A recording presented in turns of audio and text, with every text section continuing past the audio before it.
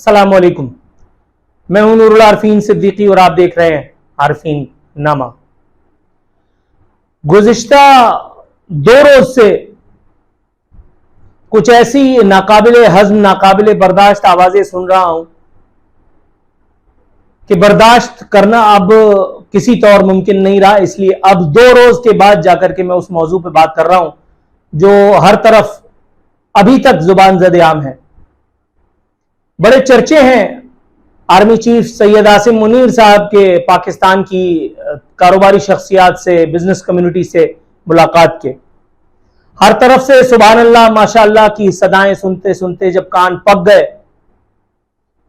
तो मैंने सोचा कि अब वक्त है कि इस पर बात की जाए, इस पर लबकुशाई की जाए। आपने कामरान खान नामी उस पोपले की खबरें तो सुनी ली होंगी जो हर मर्तबा की तरह एक मर्तबा फिर अपना बाप बदल करके और इसने सुभान अल्लाह वाह वाह क्या कहने की सदाएं बुलंद करनी शुरू कर दी हैं।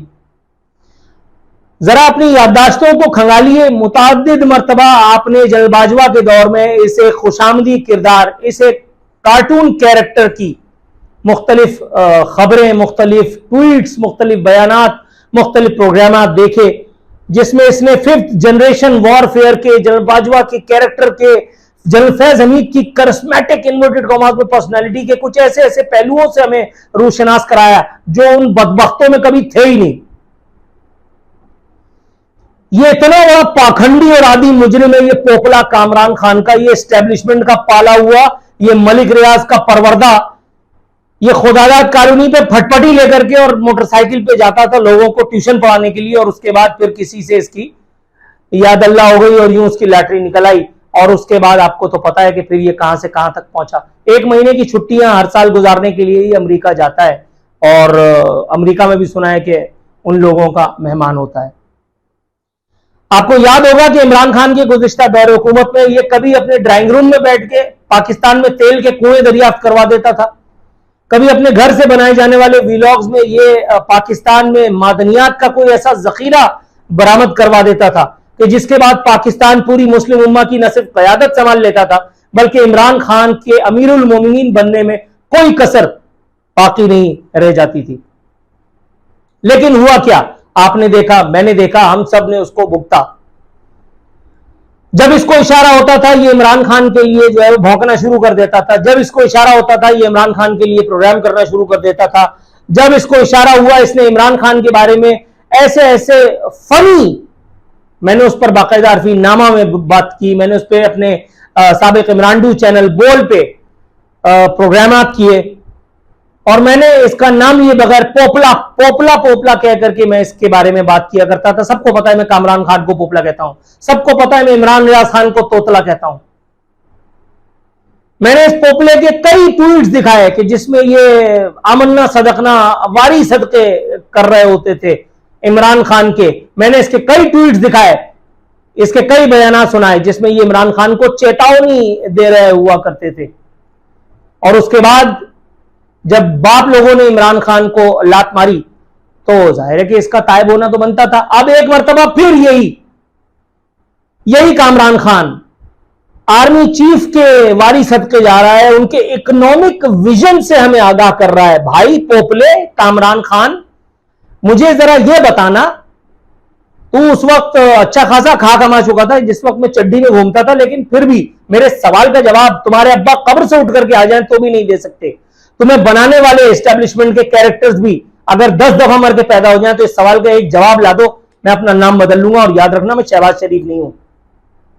मुझे तुमसे सिर्फ यह पूछना था कि मेरे भाई ये मुझे बता दो कि अगर आर्मी चीफ में इकोनॉमिक विजन ढूंढ रहे हो तो फिर ये आर्मी चीफ इकोनॉमिस्ट क्यों नहीं बन जाते?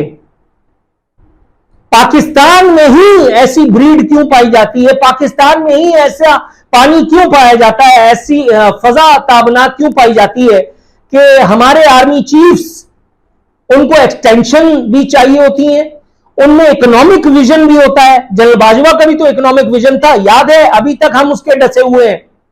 मैंने अब तक चैनल पे जिस वक्त मैं प्रोग्राम किया करता था, आमने सामने प्रोग्राम का नाम था, उस वक्त जब 5th जनरेशन वॉरफेयर का प्रोपेगेंडा पूरी तरह से ISPR और उस वक्त के डीजी आईएसपीआर आसिफ गफूर की जेर निगरानी बाजवा और फैज हमीद के कहने पर पूरी तरह से ये ढिंडोरा पीट रहे थे। मैंने उस वक्त, जिस वक्त आसिफ गफूर ने कहा था कि पॉजिटिव रिपोर्टिंग, मुस्बत रिपोर्टिंग करें, मैंने उस वक्त कहा था कि ये इकोनॉमिक मामला के ऊपर डीजी एसपीआर की प्रेस कॉन्फ्रेंस करना और माशी अबतरी पर इज़हार तासुफ का इजहार करना आर्मी चीफ का, ये चौमानी दारद। आज एक बार फिर मैं ये बात कह रहा हूं। हालांकि मुझे पता है कि पाकिस्तान की इकोनॉमिक्स में आर्मी चीफ का एक बहुत बड़ा कंट्रीब्यूशन है। दुनिया के किसी मुल्क में होता है कि आर्मी चीफ जाकर के दूसरे मुल्कों से पैसा मांग के लाए? बाजवा जाने से पहले क्या कुछ करके गया? बाजवा के जाने के बाद आसिम मुनीर साहब, इसी पिछले दौरे हुकूमत में पीडीएम के आसिम मुनीर साहब का मुताबिक मरतबा इसने शुक्रिया अदा किया शहबाज शरीफ ने। ये कहां होता है भाई? ये कौन से कॉन्स्टिट्यूशन का हिस्सा है? आर्मी की इंटरवेंशन को तुम लोग खुद दावत देते हो, उसके बाद सिविलियन सुप्रीमेसी का दावा करते हो और उसके बाद फिर जाकर के बूट चाट करके नोट को इज्जत देते हो, फिर बूट को इज्जत देते हो, फिर जाकर के एक्सटेंशन के ऊपर डॉक्यूमेंट साइन करते हो। तुम बेशरम सियासतदान, तुम बेहया सहाफी।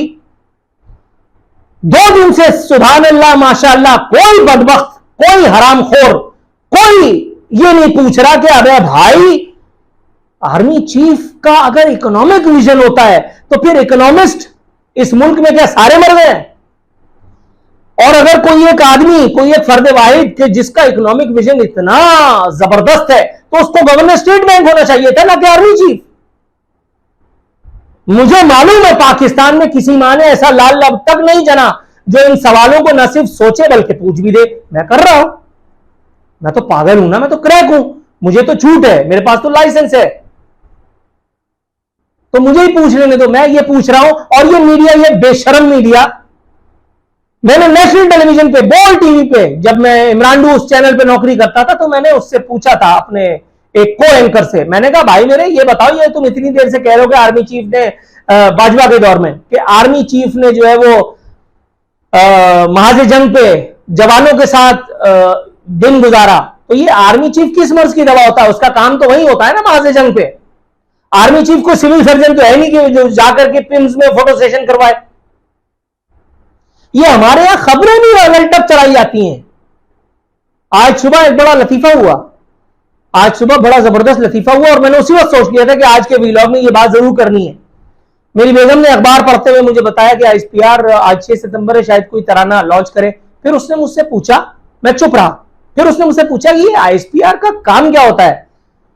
मैं हंसने लगा, मैंने कहा तराने बनाने का। उसने मुझे देखा और हंसने लगी।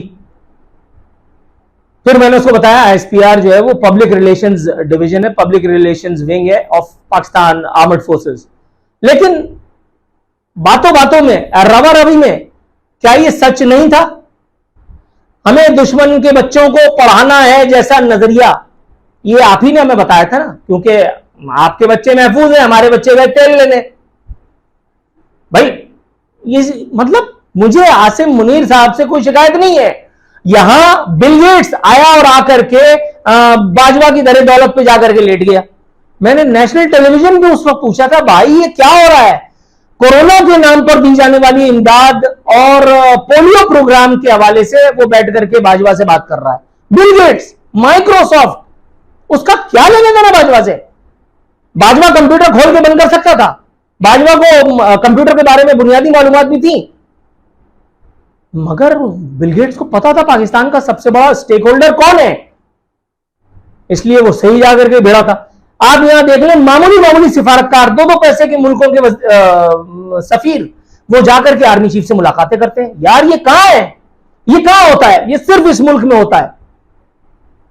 पाकिस्तान की ताजिर बरादरी को जब तक आर्मी चीफ बुला करके और तिफ्ल तसल्लियां या तसल्लियां, शाफी तसल्लियां न दे, पेट ही नहीं भरता। वो जुबैर मोतीवाला कह रहे हैं कि आर्मी चीफ ने कहा कि जी पाकिस्तान में कोई सियासी जमात मुल्क से मुखलिस नहीं है। हम हंसने लगे, हमने कहा चलो इसका मतलब है कि पाकिस्तान में कम से कम हमारे जो आर्मी चीफ्स हैं, हमारे डीजीज हैं, हमारे इदारे हैं, हमारे आईएसपीआर है, हमारे फलाने फलाने हैं, हमारे इमरान रियाज खानों को बनाने वाले हैं, अरशद शरीफों को जन्म देने वाले हैं, कम से कम वो अपनी धरती से लॉयल हैं। थोड़ी देर के बाद उसकी भी तरदीद हो गई। अखिल करीम रेड्डी जो है वो टीवी पे ऑन एयर हो गए उन्होंने कहा नहीं, मैंने इस तरह की कोई बात नहीं सुनी। उन्होंने कहा था कि हर जमात में अच्छे और बुरे लोग होते हैं। अब हम किसकी माने? शब्बर जैदी कह रहे हैं कि भाई आर्मी चीफ की बातें बिल्कुल ठीक है, लेकिन मुझे इन बातों से किसी किस्म की कोई खुशफहमी नहीं है, और मैं शब्बर जैदी के बिल्कुल इस मामले में साथ दूंगा, इसलिए कि ये चूरन चटनी लॉलीपॉप तो बहुत दिए गए हैं पाकिस्तान में हमें।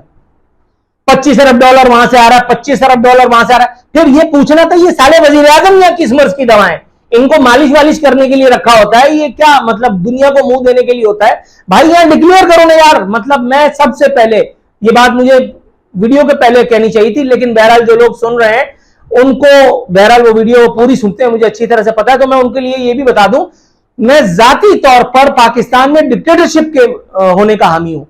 पाकिस्तान में डिक्टेटरशिप में जितनी तरक्की की है उतनी पाकिस्तान में डैम जितने बने वो डिक्टेटर्स ने बनवाए, अपनी अम्मा का जहेज बेच करके नहीं बनवाए, लेकिन बहरहाल बनाए। पाकिस्तान में पीआईए की दागबेल पड़ी, पीआईए फ्लरिश हुई, वो भी डिक्टेटर्स के जमाने में हुआ। परवेज मुशर्रफ, मोस्ट रिसेंट वाकया परवेज मुशर्रफ को उठा लीजिए, पाकिस्तान में कोई गुर्बत उस वक्त खाल खाल ही नजर आया करती थी, टेक्नोलॉजी मीडिया का बूम था, अब वो उसने कुछ भी करके किया। लेकिन ये कुछ मिसालें हैं, लेकिन भाई डिक्लेयर कर दो ना यार कि पाकिस्तान में जो है वो डिक्टेटरशिप आ गई है। ये वेस्ट को दिखाने के लिए हमने सो कॉल्ड जमहूरियत का ड्रामा भी किया हुआ है, उधर से जो है वो लोगों की पकड़ धकड़ भी हो रही है कि जो डॉलर की, अबे भाई कैसे हो सकता है ये सब काम? हुसैन से भी दोस्ती, अजीज से भी सलाम, ये नहीं हो सकता ना भाई। सियासतदान, सियासतदानों के पुश्तबान और उनके रखे हुए ये ब्यूरोक्रेट्स, ये मतलब ये झोलझाल मिल मिला करके ही तो करते हैं ना। चलो आज नाम भी लेता हूं, किसी जमाने में यहां डीजी रेंजर्स हुआ करते थे, बाद में कोर कमांडर बनकर के आए मेजर जनरल मोहम्मद सईद साहब, जो बाद में लेफ्टिनेंट जनरल हुए। मुझे अपने ऑफिस में बिठा करके उन्होंने मुझसे चाय की प्याली पर पूछा, आरफीन तुम्हें क्या लगता है उजैर बलोच किसके कहने पे ये सब किताल कर रहा था? मैंने चाय की प्याली रख दी, 500 दफा बता चुका हूं ये बात आरफीन नामा में, एक मरतबा फिर सुन लो। मैंने चाय की प्याली रख दी, मैंने कहा सर गिरफ्तार करवाना है तो ऐसे ही करवा लीजिए, तो हंसने लगी, कह रहे फिर भी। मैंने कहा जाहिर है जरदारी और कौन? उन्होंने कहा जरदारी और फरियाल तालपुर। मैं आंखें फाड़ के उनको देखने लगा, मैंने कहा जी आपको? कह रहे हैं यस एवरीबडी नोज इट। मैंने कहा हाँ। तो मैंने कहा फिर कुछ होता क्यों नहीं है? उन्होंने कहा ये पीछे देख रहे हो मेरे, ये फाइल की कैबिनेट, सारा काम हो रहा है, one day my boy, one day. मैंने कहा फिर ये file and system, we have to follow the system. मतलब आपको पता भी है, आपने उसके बाद उसको supreme commander of Pakistan armed forces भी बना करके और 5 साल तक सलामी दी, उसको गार्ड ऑफ ऑनर दे करके ऐवान सदर से रुखसत भी किया। वो पाकिस्तान का साबिक सदर और पाकिस्तान की अफवाज का साबिक सुप्रीम कमांडर होने की पेंशन भी पा रहा है, फयूज बरकत भी समेट रहा है, सूबे का इख्तिदार भी उसके पास था, 15 साल उसने लपेटा और बगैर एस्टेब्लिशमेंट को मिलाए तो उसने कुछ भी नहीं किया।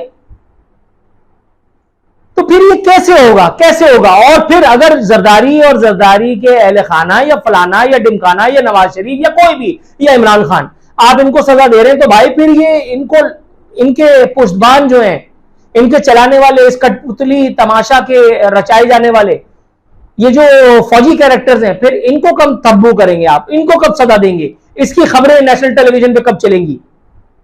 ये सवाल है, ये सवाल है और मिलियन डॉलर क्वेश्चन है।